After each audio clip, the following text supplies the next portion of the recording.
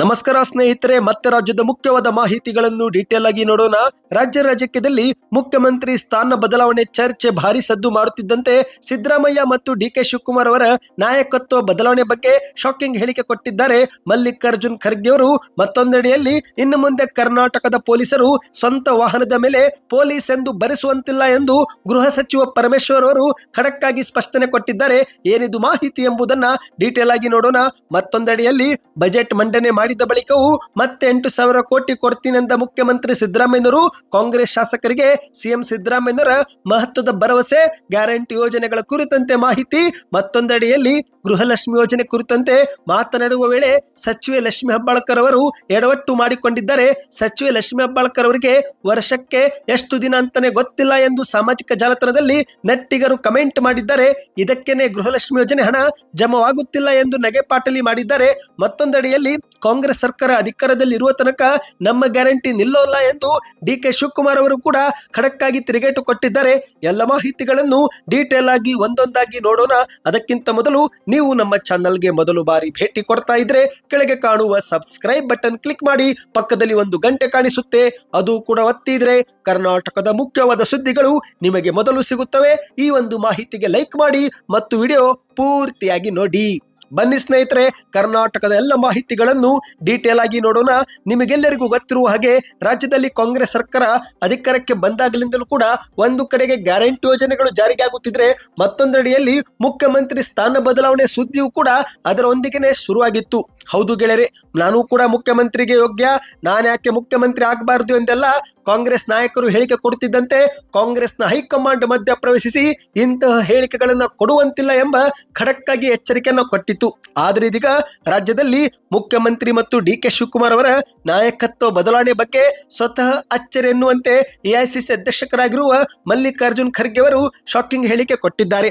ಹೌದು, ಕಾಂಗ್ರೆಸ್ನಲ್ಲಿ ಸಿಎಂ ಬದಲಾವಣೆ ಹಾಗೂ ಕೆಪಿಸಿಸಿ ಅಧ್ಯಕ್ಷರ ಬದಲಾವಣೆ ವಿಚಾರ ಭಾರಿ ಚರ್ಚೆ ಮಾಡುತ್ತಿರುವ ಹೊತ್ತಲ್ಲೇ ಮಲ್ಲಿಕಾರ್ಜುನ್ ಖರ್ಗೆ ಅವರು ಕಾಂಗ್ರೆಸ್ ಪಕ್ಷಕ್ಕೆ ಸ್ಪಷ್ಟ ಸಂದೇಶವೊಂದನ್ನ ರವಾನಿಸಿದ್ದಾರೆ. ಕಾಂಗ್ರೆಸ್ನಲ್ಲಿ ಹಲವು ತಿಂಗಳಿನಿಂದ ಬಂಡಾಯದ ಬಿಸಿ, ದಲಿತ ನಾಯಕರ ಮುಖ್ಯಮಂತ್ರಿ ಬೇಡಿಕೆ, ಸಿಎಂ ಹಾಗೂ ಕೆಪಿಸಿಸಿ ಅಧ್ಯಕ್ಷಕ ಸ್ಥಾನದ ಆಕಾಂಕ್ಷಿಗಳ ಪಟ್ಟಿ, ಹೀಗೆ ಹಲವು ವಿಚಾರಗಳು ಕಾಂಗ್ರೆಸ್ನ ಹೈಕಮಾಂಡ್ ನಾಯಕರಿಗೆ ದೊಡ್ಡ ತಲೆನೋವಾಗಿ ಪರಿಣಮಿಸಿದೆ. ಇಂತಹ ಸಮಯದಲ್ಲಿ ಮಲ್ಲಿಕಾರ್ಜುನ್ ಖರ್ಗೆ ಅವರು ಶಾಕಿಂಗ್ ಹೇಳಿಕೆ ಕೊಟ್ಟಿದ್ದಾರೆ. ಹೌದು, ಕಲಬುರಗಿ ಜಿಲ್ಲೆಯ ಜೇವರ್ಗಿಯಲ್ಲಿ ನಡೆದಂತ ಕಲ್ಯಾಣ ಪಥ ಯೋಜನೆಯ ಚಾಲನೆಯ ಕಾರ್ಯಕ್ರಮದಲ್ಲಿ ಮಲ್ಲಿಕಾರ್ಜುನ್ ಖರ್ಗೆ ಅವರು ಮಾತನಾಡಿದ್ದಾರೆ. ಇದೇ ವೇಳೆ ಮುಖ್ಯಮಂತ್ರಿ ಸಿದ್ದರಾಮಯ್ಯ ಮತ್ತು ಉಪಮುಖ್ಯಮಂತ್ರಿ ಡಿ.ಕೆ. ಶಿವಕುಮಾರ್ ಅವರಿಗೆ ಖಡಕ್ ಸೂಚನೆ ಕೊಟ್ಟಿದ್ದಾರೆ. ಇಬ್ರು ಯಾವ ಕಾರಣಕ್ಕೂ ವಿರುದ್ಧ ದಿಕ್ಕಿನಲ್ಲಿ ಹೋಗಬೇಡಿ, ನೇರ ದಾರಿಯಲ್ಲಿ ಒಗ್ಗಟ್ಟಾಗಿ ನೀವಿಬ್ಬರು ಹೋಗಬೇಕು ಎಂದು ಸಲಹೆ ಕೊಟ್ಟಿದ್ದಾರೆ. ಡಿ.ಕೆ. ಶಿವಕುಮಾರ್ ಹಾಗೂ ಸಿದ್ದರಾಮಯ್ಯ ಇಬ್ಬರು ಸೇರಿದ್ರೆ ನಮ್ಮ ಕರ್ನಾಟಕ ಭಾಗದಲ್ಲಿ ಉತ್ತಮ ಕೆಲಸಗಳು ಆಗುತ್ತವೆ. ಹೀಗಾಗಿ ಇಬ್ಬರು ಕೂಡ ಜೊತೆಯಲ್ಲೇ ಸಾಗಬೇಕು. ಅಕಸ್ಮಾತ್ ಬೇರೆ ಬೇರೆ ವಿರುದ್ಧ ದಿಕ್ಕಿನಲ್ಲಿ ಹೋದ್ರೆ ಆಗ ಬಹಳ ತೊಂದರೆ ಆಗುತ್ತೆ. ಯಾವುದೇ ಕಾರಣಕ್ಕೂ ನೀವಿಬ್ಬರು ಬೇರೆ ಬೇರೆ ದಿಕ್ಕಿನಲ್ಲಿ ಹೋಗಬಾರದು ಎಂದು ಕಿವಿ ಮಾತನಾಡಿದ್ದಾರೆ. ಜನರು ತಮ್ಮ ನಾಯಕರನ್ನ ಒಳ್ಳೆ ನಿರೀಕ್ಷೆಗಳೊಂದಿಗೆ ಆಯ್ಕೆ ಮಾಡ್ತಾರೆ. ಅದನ್ನ ಈಡೇರಿಸುವುದು ನಮ್ಮೆಲ್ಲರ ಕರ್ತವ್ಯ. ಅದನ್ನ ಬಿಟ್ಟು ನಾವೇ ನಾಯಕರಾಗಿ ತದ್ವಿರುದ್ಧ ದಿಕ್ಕಿನಲ್ಲಿ ಹೋದ್ರೆ ಆಗ ಜನರನ್ನು ಹೇಗೆ ನಿಭಾಯಿಸುತ್ತೀರಿ ಎಂದು ಮಲ್ಲಿಕಾರ್ಜುನ್ ಖರ್ಗೆ ಅವರು ಪ್ರಶ್ನೆ ಮಾಡಿದ್ದಾರೆ. ಅಂದ ಹಾಗೆ ಸ್ನೇಹಿತರೆ, ಈ ಕಾರ್ಯಕ್ರಮದಲ್ಲಿ ಡಿ.ಕೆ. ಶಿವಕುಮಾರ್ ಅವರು ಮಾತ್ರ ಭಾಗಿಯಾಗಿದ್ರು. ಮುಖ್ಯಮಂತ್ರಿ ಅವರಿಗೆ ನಡೆದಾಡಲು ಸಾಧ್ಯವಾಗದ ಕಾರಣ ಈ ಒಂದು ಕಾರ್ಯಕ್ರಮಕ್ಕೆ ಅವರು ಬಂದಿರಲಿಲ್ಲ. ಇನ್ನು ಎರಡನೇ ಮುಖ್ಯವಾದ ಮಾಹಿತಿಗೆ ಹೋಗೋಣ ಸ್ನೇಹಿತರೆ. ಈಗ ರಾಜ್ಯದ ಪೊಲೀಸರಿಗೆ ಗೃಹ ಸಚಿವರಾಗಿರುವ ಪರಮೇಶ್ವರ್ ಅವರು ಒಂದು ಖಡಕ್ ಎಚ್ಚರಿಕೆ ಕೊಟ್ಟಿದ್ದಾರೆ. ಹೌದು, ಇನ್ನು ಮುಂದೆ ಪೊಲೀಸರು ಸ್ವಂತ ವಾಹನದ ಮೇಲೆ ಪೊಲೀಸ್ ಎಂದು ಬರೆಸಿಕೊಳ್ಳುವಂತಿಲ್ಲ. ಹೌದು ಗೆಳೆಯರೆ, ಮಾಧ್ಯಮಗಳ ಮುಂದೆ ಗೃಹ ಸಚಿವರಾಗಿರುವ ಪರಮೇಶ್ವರ್ ಅವರು ದಾವಣಗೆರೆ ಜಿಲ್ಲೆಯಲ್ಲಿ ಸ್ಪಷ್ಟನೆ ಕೊಟ್ಟಿದ್ದಾರೆ. ಪೊಲೀಸ್ ಇಲಾಖೆ ಅಧಿಕಾರಿಗಳಾಗಲಿ ಅಥವಾ ಪೊಲೀಸ್ ಸಿಬ್ಬಂದಿಗಳಾಗಲಿ ತಮ್ಮ ಸ್ವಂತ ವಾಹನದ ಮೇಲೆ ಪೊಲೀಸ್ ಎಂದು ಬರೆಸುವಂತಿಲ್ಲ. ಒಂದು ವೇಳೆ ಬರೆಸಿದ್ದೇ ಆದ್ರೆ ಅದು ಕಾನೂನು ಉಲ್ಲಂಘಿಸಿದಂತೆ ಎಂದು ಪರಮೇಶ್ವರ್ ಅವರು ಎಚ್ಚರಿಕೆ ಕೊಟ್ಟಿದ್ದಾರೆ. ಹೌದು ಸ್ನೇಹಿತರೆ, ಸಾಮಾನ್ಯವಾಗಿ ಪೊಲೀಸ್ ಸಿಬ್ಬಂದಿ ಅಥವಾ ಅಧಿಕಾರಿಗಳಿಗೆ ನೀಡುವ ವಾಹನಗಳ ಮೇಲೆ ಪೊಲೀಸ್ ಎಂಬ ಒಂದು ಸ್ಟಿಕ್ಕರ್ ಅಂಟಿಸಲಾಗಿರುತ್ತೆ. ಇಲಾಖೆಯಿಂದ ಕೊಡಲಾಗುವ ವಾಹನಗಳ ಮೇಲೆ ಅಧಿಕೃತವಾಗಿಯೇ ಪೊಲೀಸ್ ಎಂದು ಅಂಟಿಸಲಾಗಿರುತ್ತೆ. ಆದರೆ ಇದೀಗ ಇತ್ತೀಚೆಗೆ ಪೊಲೀಸರು ತಮ್ಮ ಖಾಸಗಿ ವಾಹನಗಳ ಮೇಲೂ ಕೂಡ ಪೊಲೀಸ್ ಎಂಬ ಸ್ಟಿಕ್ಕರ್ ಹಾಕಿಸಿಕೊಳ್ಳುವುದನ್ನ ನಾವೆಲ್ಲರೂ ನೋಡಿದ್ದೇವೆ. ಸಿಬ್ಬಂದಿ ಮಾತ್ರವಲ್ಲದೆ ಅವರ ಕುಟುಂಬಸ್ಥರು ಕೂಡ ತಮ್ಮ ತಮ್ಮ ಖಾಸಗಿ ವಾಹನಗಳ ಮೇಲೆ ಪೊಲೀಸ್ ಎಂದು ಬರೆದುಕೊಂಡಿದ್ದಾರೆ. ಆದರೆ ಕಾನೂನಿನಲ್ಲಿ ಇದಕ್ಕೆ ಯಾವುದೇ ಅವಕಾಶವಿಲ್ಲ ಸ್ನೇಹಿತರೆ. ಈ ಕುರಿತಂತೆ ಪರಮೇಶ್ವರ್ ಅವರು ಸ್ಪಷ್ಟನೆ ಕೊಟ್ಟಿದ್ದಾರೆ. ಹೌದು ಸ್ನೇಹಿತರೆ, ಇತ್ತೀಚೆಗೆ ಪೊಲೀಸ್ ಇಲಾಖೆಯಲ್ಲಿರುವ ಅಧಿಕಾರಿಗಳು ತಮ್ಮ ಒಂದು ಖಾಸಗಿ ವಾಹನ ಮಾತ್ರವಲ್ಲದೆ ಮನೆಯಲ್ಲಿರುವ ಪತ್ನಿ, ಪುತ್ರ, ಪುತ್ರಿ ವಾಹನಗಳ ಮೇಲೂ ಕೂಡ ಪೊಲೀಸ್ ಎಂದು ಬರೆಸಿಕೊಂಡು ಓಡಾಡುತ್ತಾರೆ. ಇನ್ನು ಕೆಲವರು ನಮ್ಮಪ್ಪ ಪೊಲೀಸ್ ನಮ್ಮಮ್ಮ ಪೊಲೀಸ್ ಎಂದು ದಿಮಾಕು ಮಾಡೋ ಘಟನೆಗಳು ಕೂಡ ರಾಜ್ಯದಲ್ಲಿ ನಡೆಯುತ್ತಿರುತ್ತವೆ. ಕೆಲವರಂತೂ ವಾಹನದ ಮೇಲೆ ಪೊಲೀಸ್ ಎಂಬ ಹೆಸರು ನೋಡಿದ ತಕ್ಷಣ ಸೈಲೆಂಟ್ ಆಗ್ತಾರೆ ಎಂದು ಬರೆಸಿಕೊಂಡು ಮನ ಬಂದಂತೆ ವಾಹನ ಚಲನೆ ಮಾಡುವುದು ಕೂಡ ನಾವು ನೋಡಿದ್ದೇವೆ. ಏಕೆಂದ್ರೆ ಅವರಿಗೆಲ್ಲ ಗೊತ್ತು, ಪೊಲೀಸ್ ಹೆಸರು ಇದ್ರೆ ನಮಗೆ ಅದು ಶ್ರೀರಕ್ಷೆಯಾಗುತ್ತೆ, ಯಾರೂ ನಮ್ಮನ್ನ ಕೇಳೋದಿಲ್ಲ ಅಂತ ಹಲವರು ಸ್ಟಿಕರ್ ಹಾಕಿಕೊಂಡು ಈ ರೀತಿಯೂ ಕೂಡ ಮಾಡಿದ್ದಾರೆ. ಹಾಗಾಗಿ ಈಗ ಪರಮೇಶ್ವರ್ ಅವರು ಈ ಕುರಿತಂತೆ ಸ್ಪಷ್ಟನೆ ಕೊಟ್ಟಿದ್ದಾರೆ. ಯಾರು ಕೂಡ ತಮ್ಮ ಖಾಸಗಿ ವಾಹನಗಳ ಮೇಲೆ ಪೊಲೀಸ್ ಎಂದು ಬರೆಸಿಕೊಳ್ಳುವಂತಿಲ್ಲ. ಬರೆಸಿದ್ದು ಆದ್ರೆ ಅದು ಕಾನೂನು ಬಾಹಿರ, ನಾವು ಕ್ರಮ ತೆಗೆದುಕೊಳ್ಳುತ್ತೇವೆ ಎಂದು ಎಚ್ಚರಿಕೆ ಕೊಟ್ಟಿದ್ದಾರೆ. ಇದಕ್ಕೆ ನಿಮ್ಮ ಅನಿಸಿಕೆಯನ್ನು ನೀವು ಕಮೆಂಟ್ ಮಾಡಿ ಸ್ನೇಹಿತರೆ. ಇನ್ನಿದೀಗ ಮತ್ತೊಂದು ಮುಖ್ಯವಾದ ಮಾಹಿತಿಗೂ ಹೋಗೋಣ. ಅದಕ್ಕಿಂತ ಮೊದಲು ವಿಡಿಯೋ ಇಷ್ಟವಾಗುತ್ತಿದ್ರೆ ಚಾನಲ್ಗೆ ಸಬ್ಸ್ಕ್ರೈಬ್ ಮಾಡಿ ಮತ್ತು ದಯವಿಟ್ಟು ವಿಡಿಯೋಗೆ ಒಂದು ಲೈಕ್ ಕೂಡ ಮಾಡಿ. ಈಗ ರಾಜ್ಯದ ಮುಖ್ಯಮಂತ್ರಿ ಸಿದ್ದರಾಮಯ್ಯನವರು ಮಾರ್ಚ್ 7ರಂದು ಕರ್ನಾಟಕದ 16ನೇ ದಾಖಲೆ ಬಜೆಟ್ ಅನ್ನು ಮಂಡಿಸಿದ್ರು. ಈ ಬಾರಿಯ ಬಜೆಟ್ ಕರ್ನಾಟಕದ ಇತಿಹಾಸದಲ್ಲೇ ಅತಿ ದೊಡ್ಡ ಬಜೆಟ್ ಆಗಿತ್ತು. ಸರಿಸುಮಾರು 4 ಲಕ್ಷ ಕೋಟಿ ಗಾತ್ರದ ಬಜೆಟ್ ಅನ್ನ ಈ ಬಾರಿ ಮುಖ್ಯಮಂತ್ರಿ ಅವರು ಮಂಡಿಸಿದ್ದಾರೆ. ಮತ್ತೆ ಗ್ಯಾರಂಟಿಗಳನ್ನ ಮುಂದುವರಿಸಲೆಂದೇ 51,300 ಕೋಟಿ ರೂಪಾಯಿ ಅನುದಾನವನ್ನ ಮೀಸಲಿಟ್ಟಿದ್ದಾರೆ. ಆದ್ರೆ ಇದೇ ನಡುವೆ ಬಜೆಟ್ ನಲ್ಲಿ ನಮ್ಮ ಕ್ಷೇತ್ರಕ್ಕೆ ಬಜೆಟ್ ನಲ್ಲಿ ಏನೂ ಸಿಕ್ಕಿಲ್ಲ ಎಂದು ಕಾಂಗ್ರೆಸ್ ಶಾಸಕರು ಅಸಮಾಧಾನ ವ್ಯಕ್ತಪಡಿಸುತ್ತಿದ್ದು, ಇದೇ ಒಂದು ಅಸಮಾಧಾನಕ್ಕೆ ಮುಖ್ಯಮಂತ್ರಿ ಸಿದ್ದರಾಮಯ್ಯನವರು ಬ್ರೇಕ್ ಹಾಕಿದ್ದಾರೆ. ಹೌದು ಗೆಳೆಯರೆ, ನನ್ನ ಬಳಿ ಇನ್ನೂ 8,000 ಕೋಟಿ ಇದೆ, ಏಪ್ರಿಲ್ ತಿಂಗಳಲ್ಲಿ ನಾನು ಕೊಡ್ತೀನಿ ಎಂದು ಕಾಂಗ್ರೆಸ್ ಶಾಸಕರಿಗೆ ಮುಖ್ಯಮಂತ್ರಿ ಅವರು ಭರವಸೆ ಕೊಟ್ಟಿದ್ದಾರೆ. ಹೌದು, ಮುಖ್ಯಮಂತ್ರಿ ವಿವೇಚನಾ ಕೋಟಾದಲ್ಲಿ ಲಭ್ಯವಿರುವ 8,000 ಕೋಟಿ ರೂಪಾಯಿ ಅನುದಾನವನ್ನು ಏಪ್ರಿಲ್ ತಿಂಗಳ ಬಳಿಕ ಶಾಸಕರ ಕ್ಷೇತ್ರದ ಅಭಿವೃದ್ಧಿಗೆ ಸೂಕ್ತ ಅನುದಾನ ನೀಡುವುದಾಗಿ ಕಾಂಗ್ರೆಸ್ ಶಾಸಕಾಂಗ ಪಕ್ಷದ ಸಭೆಯಲ್ಲಿ ಮುಖ್ಯಮಂತ್ರಿಯವರು ಎಲ್ಲಾ ಶಾಸಕರಿಗೆ ಭರವಸೆ ಕೊಟ್ಟಿದ್ದಾರೆ. ಹೌದು, ಈಗ ಮುಖ್ಯಮಂತ್ರಿಗಳ ಅಭಿವೃದ್ಧಿ ನಿಧಿಯಲ್ಲಿ ಇನ್ನು 8,000 ಕೋಟಿ ಇದೆ ಅಂತೆ ಸ್ನೇಹಿತರೆ. ಬಜೆಟ್ ನಲ್ಲಿ ಎಲ್ಲವನ್ನೂ ಕೂಡ ಬರೆಯಲು ಸಾಧ್ಯವಿಲ್ಲ.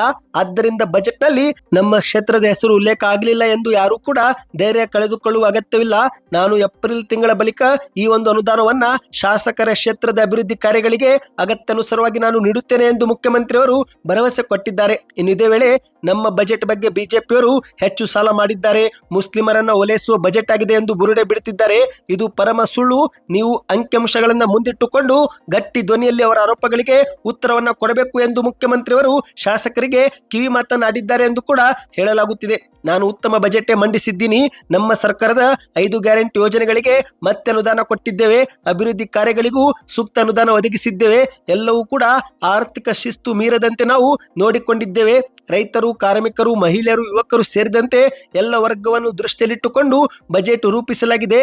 ಇಂತಹ ಬಜೆಟ್ ಅನ್ನ ಬಿಜೆಪಿ ಮತ್ತು ಜೆಡಿಎಸ್ನವರು ಬಿಟ್ಟು ಉಳಿದವರೆಲ್ಲರೂ ಹೊಗಳುತ್ತಿದ್ದಾರೆ ಎಂದು ಮುಖ್ಯಮಂತ್ರಿಯವರು ಹೇಳಿಕೆಯನ್ನು ಕೊಟ್ಟಿದ್ದಾರೆ. ಇನ್ನೀಗ ಮತ್ತೊಂದು ಮುಖ್ಯವಾದ ಮಾಹಿತಿಗೆ ಹೋಗೋಣ ಸ್ನೇಹಿತರೆ.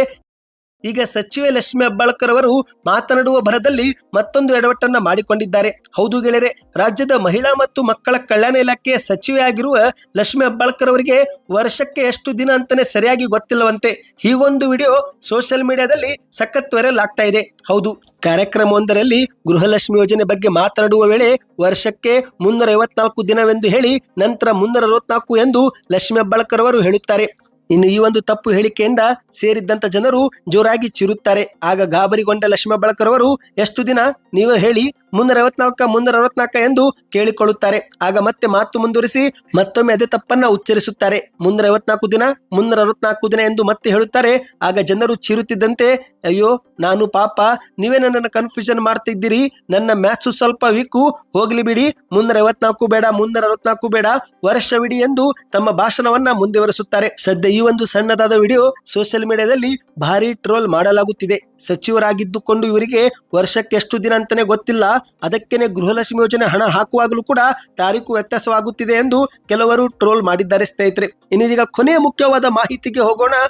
ಕಾಂಗ್ರೆಸ್ ಸರ್ಕಾರ ಕರ್ನಾಟಕದಲ್ಲಿ ಅಧಿಕಾರದಲ್ಲಿ ಇರುವ ತನಕ ನಮ್ಮ ಗ್ಯಾರಂಟಿಗಳು ನಿಲ್ಲಿಸೋದಿಲ್ಲ ಎಂದು ಡಿ.ಕೆ. ಶಿವಕುಮಾರ್ ಅವರು ಘೋಷಣೆ ಮಾಡಿದ್ದಾರೆ. ಹೌದು, ನಾವು ಈ ರಾಜ್ಯದ ಬಡ ಜನತೆಗೆ, ಮಹಿಳೆಯರಿಗೆ ಅನುಕೂಲವಾಗಲಿ ಎಂದು ಗ್ಯಾರಂಟಿ ಮೂಲಕ ಅನುಕೂಲ ಮಾಡಿಕೊಟ್ಟಿದ್ದೇವೆ.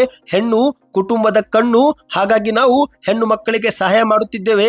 ಒಂದು ಸಮಯದಲ್ಲಿ ವಿಪಕ್ಷಗಳು ನಮ್ಮನ್ನು ಹೆದರಿಸಲು ಪ್ರಯತ್ನ ಪಟ್ಟವು, ಆದರೆ ಈ ಕಾಂಗ್ರೆಸ್ ಸರ್ಕಾರ ಅಧಿಕಾರದಲ್ಲಿ ಇರುವ ತನಕ ನಮ್ಮ ಗ್ಯಾರಂಟಿ ಯೋಜನೆ ನಿಲ್ಲಿಸಲು ಸಾಧ್ಯವಿಲ್ಲ, ಇದು ನಮ್ಮ ಬದ್ಧತೆ ಎಂದು ಡಿ.ಕೆ. ಶಿವಕುಮಾರ್ ಅವರು ವಿಧಾನಸಭೆಯ ಪ್ರಶ್ನೋತ್ತರ ಕಲಾಪದ ವೇಳೆ ಉತ್ತರವನ್ನ ಕೊಟ್ಟಿದ್ದಾರೆ. ಹೌದು ಗೆಳೆಯರೆ, ವಿಧಾನಸಭೆಯಲ್ಲಿ ಮಾತನಾಡಿದಂತ ಡಿ.ಕೆ. ಶಿವಕುಮಾರ್ ಅವರು, ನಮ್ಮ ಜನ ಬೆಲೆ ಏರಿಕೆಯಿಂದ ತತ್ತರಿಸಿ ಹೋಗಿದ್ರು, ಪ್ರತಿಯೊಂದು ಪದಾರ್ಥಗಳ ಬೆಲೆ ಹೆಚ್ಚಾಗಿ ಹೋಗಿತ್ತು, ಅದೇ ಕಾರಣಕ್ಕೆ ನಮ್ಮ ಸರ್ಕಾರ 5 ಗ್ಯಾರಂಟಿ ಯೋಜನೆ ಜಾರಿಗೆ ಮಾಡಿತು.